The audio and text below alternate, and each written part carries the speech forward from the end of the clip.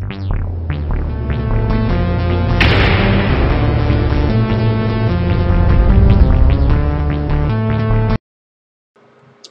evening, ladies and gentlemen. Welcome to SideSeat Plus. Thanks for joining me tonight. In today's video, we're going to talk about my pre-surgery diet, and that's called the liver reduction diet, and what it's about and what it entails and why we do it.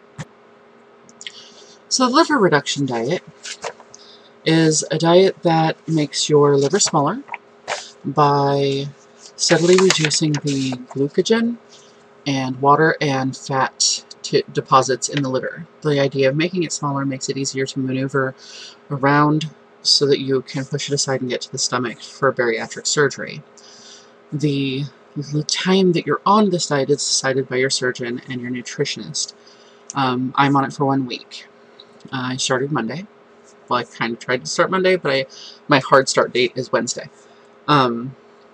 I get 2 to 3 protein shakes a day, and 1 meal consisting of 3 to 4 ounces of a lean protein and 2 to 3 cups of starchy vegetables.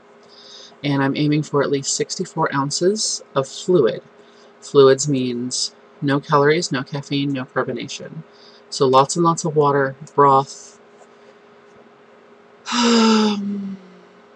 tea, as long as it's not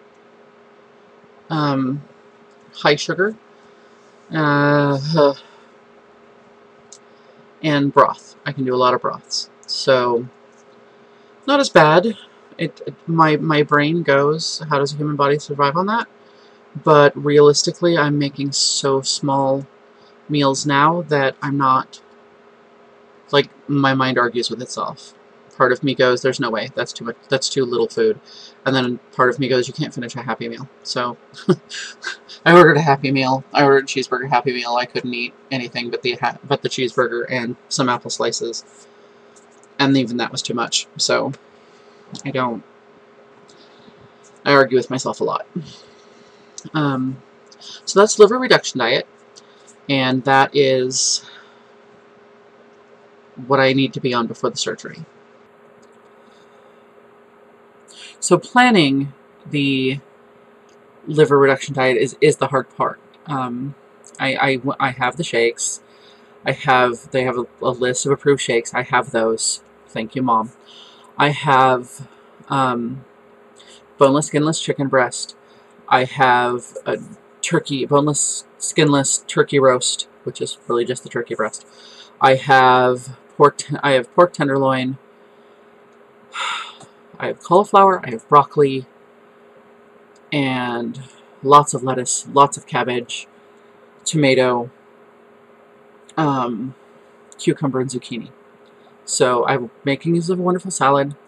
I can mash up the cauliflower, so my brain is tricked into thinking I have mashed potatoes and steamed broccoli with chicken for my 1 meal. It's a great plan. I really like it a lot. For the liquids, I have the water. I need 64 ounces, so I have water, I have broth, and I'm going to be making some teas. I have green tea, I have matcha, and some stuff to put in it. And as long as I can keep it calorie-free, that's the goal. So that's my planning. I still sit and go, wait, there's no way I'm going to make it on this much food, or I'm going to be so hungry all the time. And it actually says that if you're hungry, drink more water, drink more liquid. I'm aiming for at least 64 ounces, so I can always have a cup of broth. I can always have more water, and that will make it easier. So, I have a plan, and I think I'm okay. When I'm portioning, which is always my problem, I have this huge problem with portioning. So, they tell me that 3 ounces of meat is the size of a deck of cards. So, deck of cards. Palm of my hand. Which always confuses me, because my palm is huge. So, I don't know if that's 3 ounces or not. Fingertips are a teaspoon. Tablespoon the size of your thumb. This is in my handy-dandy notebook. Tells me all that information. So, I'm hoping to use that as a guide on how to portion and how to correctly do this. I bought myself some smoothie cups. smoothie bottles with the mixer in it, so that when I drink my broth, it doesn't separate and get weird. I can still shake it up and drink it. And it has measurements on it of ounces. So I'm going to start drinking my waters and my stuff out of that so that I know how much I'm drinking. I'm going to use my Berrytastic, yes, it's called Berrytastic, app on my phone.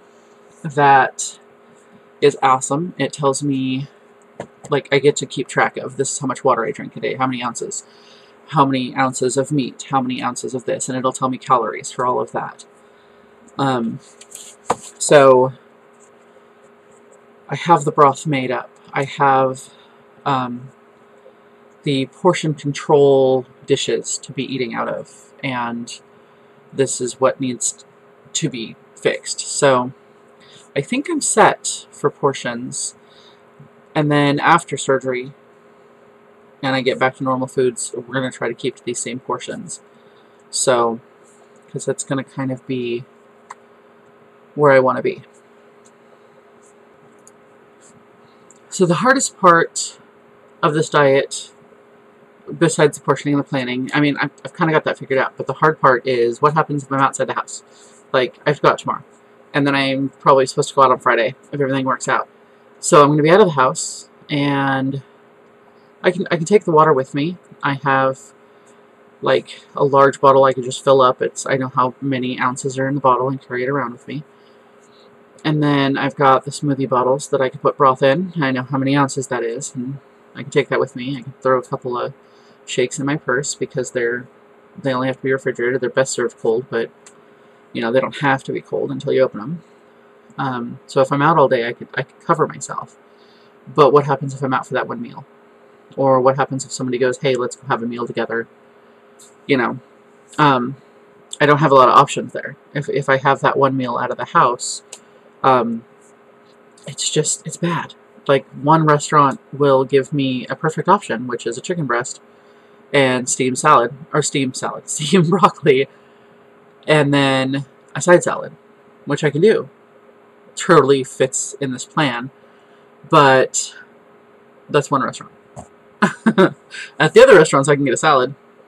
There's no protein in it, and I can get a salad. But most of my chicken options are breaded, and that's not feasible. So,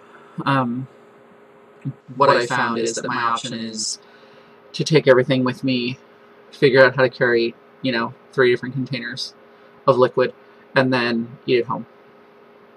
Which, those words never come out of my mouth. My mouth is always, let's eat out. Let's hit this restaurant. Let's hit that restaurant. I don't want to cook tonight. Let's order in, And not on this diet.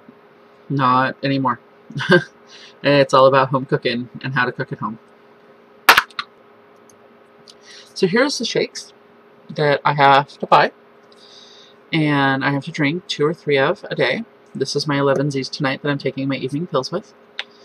I'm not sponsored by anything you see or hear. This one's chocolate. I have some caramel too. And we'll be drinking these tomorrow. I needed to find a case. They're usually super expensive. At a certain store, they are much cheaper.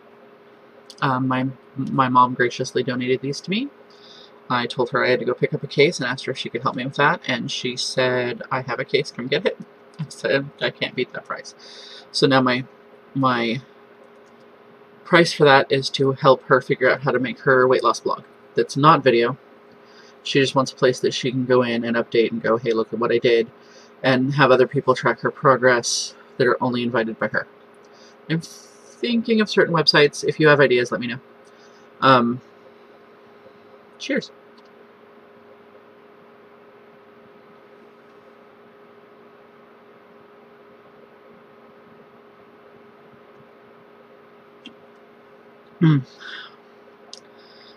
That is a thin chocolate milkshake. A little bit chalky at the end. I think I didn't mix it enough. But it is. It's just a thin chocolate milkshake. I think it would actually taste better if it were thicker. That's okay. It doesn't taste bad. It doesn't have the aftertaste I thought it would. When I was much younger and in a totally different weight loss program, I would drink a lot of the weight loss breakfast shake that I'm also not sponsored by. And it had this really weird aftertaste, and this doesn't, and that's super nice, and I really like that a lot. I will totally be able to exist on these. That makes me happy. So that's my information about the liver reduction diet, and it's like what I need to drink, what I need to eat, how I plan that, and how I handle it. I hope I covered everything you guys wanted me to cover, and if you have any questions, let me know. So that's all my video for tonight, and I hope you liked it. And like, subscribe, comment, hit the bell thing, spread the message where you think the message will do the most good. And I'll see you next time.